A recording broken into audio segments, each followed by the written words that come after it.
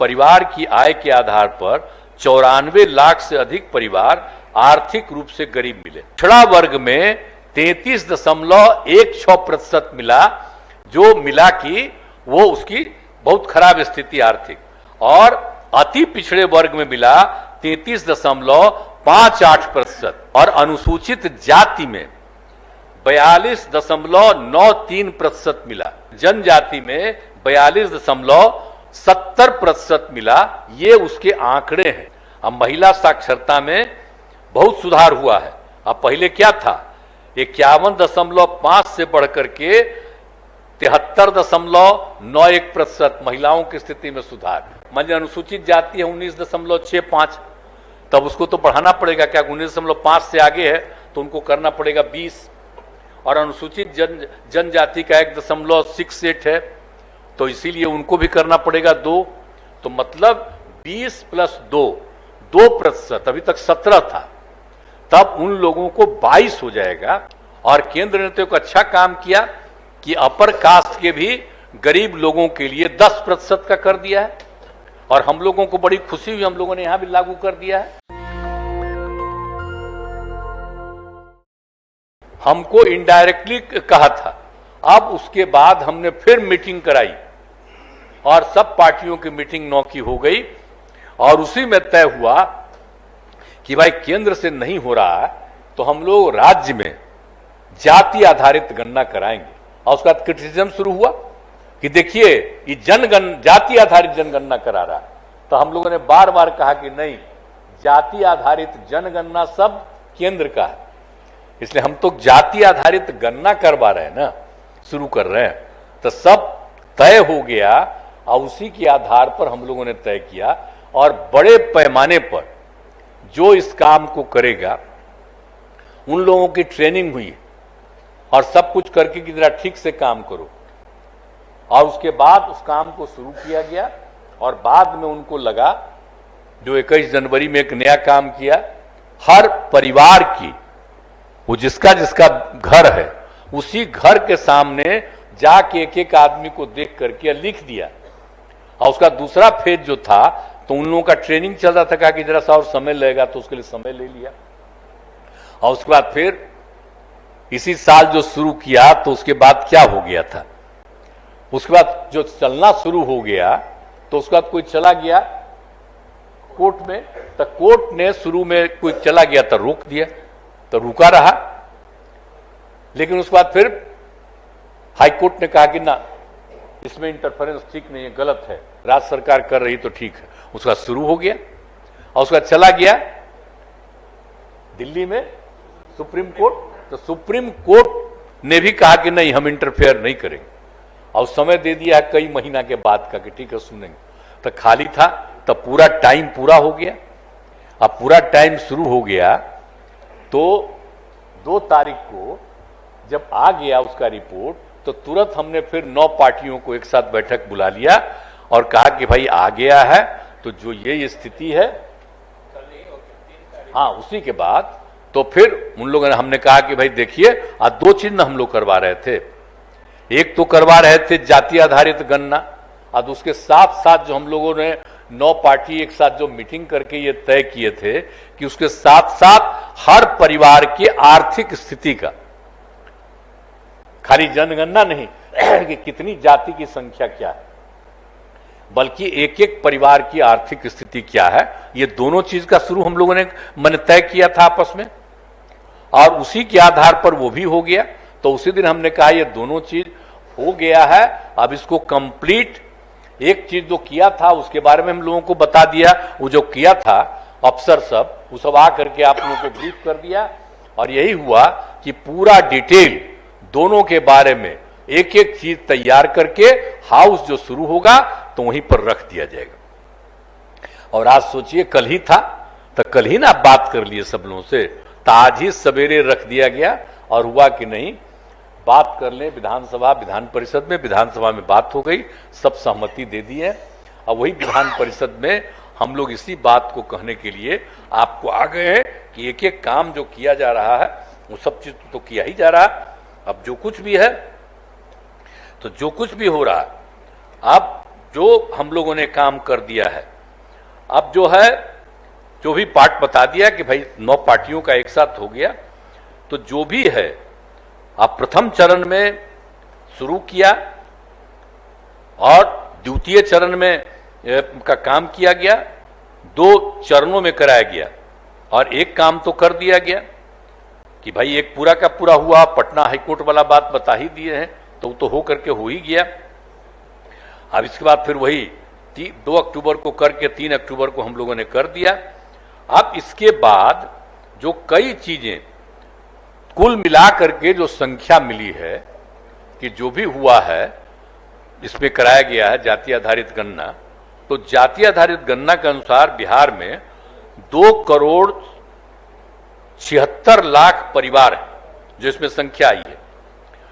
तो अब उसमें यह देखा गया आर्थिक एवं शैक्षणिक स्थिति का भी तो पूरा किया गया। तो उसमें देखा गया कि पहले क्या था, 59.13% लोगों के पास पक्के मकान और लगभग 29 लाख परिवार झोपड़ियों में निवास कर रहे हैं और 65,850 परिवार आवासहीन पाए गए। जो भी सर्वे किया गया जरा ठीक से जान लीजिए, वो बेचारा इतनी बड़ी संख्या में किया है, कोई किसी का एजेंट था? हम लोग का इंटरफेरेंस, सबका ट्रेनिंग हो गया, सरकार की तरफ से कोई इंटरफेरेंस नहीं, कहा गया कि खूब बढ़िया से करो और एक एक चीज के बारे में जानकारी ले लो जो सब पार्टियों की राय थी। तो उसी के आधार पर इन लोगों ने कह दिया जिनके पास घर एवं जमीन नहीं है। अब उसके बाद जो है परिवार की आय के आधार पर 94 लाख से अधिक परिवार आर्थिक रूप से गरीब मिले। तो जो गरीब का भी देखा गया कि भाई सब लोगों का क्या स्थिति है, कितने गरीब निकल गए, यानी आप समझ गए कि 25.09% सामान्य वर्ग के, माने अपर कास्ट के, माने 4 हैं हिंदू के 3 मुस्लिम के, मिला करके कुल में निकला 25.09% और पिछड़ा वर्ग में 33.16% मिला, जो मिला कि वो उसकी बहुत खराब स्थिति आर्थिक, और अति पिछड़े वर्ग में मिला 33.58%, उनकी स्थिति बहुत खराब है। और अनुसूचित जाति में 42.93% मिला और अनुसूचित जनजाति में 42.70% मिला। ये उसके आंकड़े हैं, जरा जान लीजिए कि वो आर्थिक स्थिति है। तो इसीलिए 11 में जनगणना की तुलना में साक्षरता दर 61.8 से बढ़कर 79.70% हो गई है। अब महिला साक्षरता में बहुत सुधार हुआ है। अब पहले क्या था, 51.5 से बढ़कर के 73.91% महिलाओं की स्थिति में सुधार। तो हम लोग इतना पढ़ा रहे हैं और सब कुछ कर रहे हैं, उसी ने सब सुधार है। इसको जरा सा जान न लीजिए, पहले ही से जो काम किया गया है तो एक एक कम्मा किया गया है, वो सब चीज को जानिए। हर आंकड़ा है, इसलिए हम जान के आपको बता दे रहे हैं। तो इसके लिए कोई मतलब है क्या? ये सब जो काम हो रहा है उसको जान लीजिए। और फिर बिहार में महिला शिक्षा की स्थिति में उल्लेखनीय सुधार हुआ। अब 11 की तुलना में मैट्रिक पास महिलाओं की संख्या 24,81,000 से बढ़कर के अब हो गया है 55,90,000। इंटर पास महिलाओं की संख्या 12,55,000 से बढ़कर के हो गया है 82,11,000 महिलाओं की स्थिति।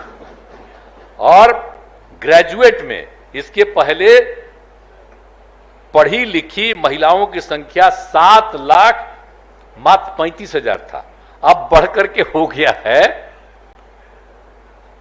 34,91,000 हो गई, यानी लगभग 5 गुना हो गया। तब यह स्थिति हुआ जो पहले से जितना काम किया गया है, इस बार पूरा का पूरा सर्वे किया गया है, न सिर्फ गणना बल्कि उसके साथ सबकी आर्थिक स्थिति का, तो एक एक चीज की जानकारी ली गई है। तो इसलिए अब उसके बाद देखो, आप जानते ही हैं, पहले ही हम बता दिए थे 5 में क्या था, 12.5% बच्चे, लड़का लड़की सब बाहरे न रहता था जी, कहीं पढ़ता था, और 2 ही कम्युनिटी का लोग न था। और उसके लिए हम लोग जो विशेष काम शुरू कराए, और उस काम के बाद अब जान लीजिए कि वो दोनों कम्युनिटी था, उसमें भी जो थे, अरे अपना जो मुस्लिम, हाँ, मुस्लिम कम्युनिटी का और अनुसूचित जाति का, ये दोनों में थे। तो इसमें जो इतने लोग थे, अब दोनों के लिए हम जो कितना काम किए हैं, याद करिए। अब तो 1-1.5 साल पहले 12 से घट करके हो गया था, 12.5 से घट करके हो गया था 0.5, लेकिन अब 0.5 भी नहीं है, अब बहुत कम है, एक आध 0.1-2 होगा अधिक से अधिक। तब सोच लीजिए सब काम किया गया है, तो एक एक रिपोर्टवा ना आ गया है भाई, सब एक एक जगह का अध्ययन किया है। तो इन सब चीजों को भी नहीं, सब चीजवा को भी जान लीजिए कि सब चीज काम हुआ।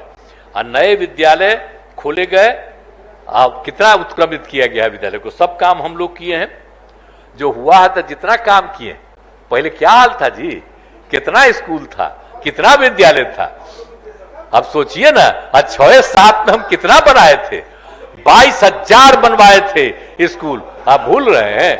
सब काम का है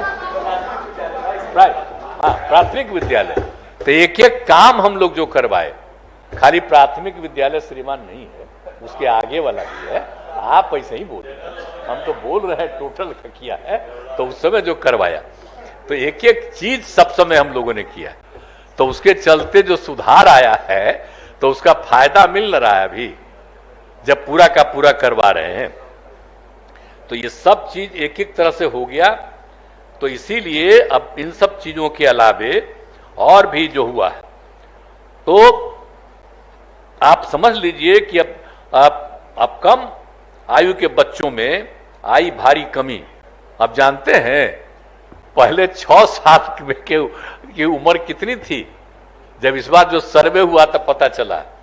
आप समझ लीजिए 11 में जो जनगणना हुआ, तो उस समय जो 6 साल की उम्र तक के जो थे लड़के लड़की, उनका था प्रतिशत टोटल का 100 में 18.46%।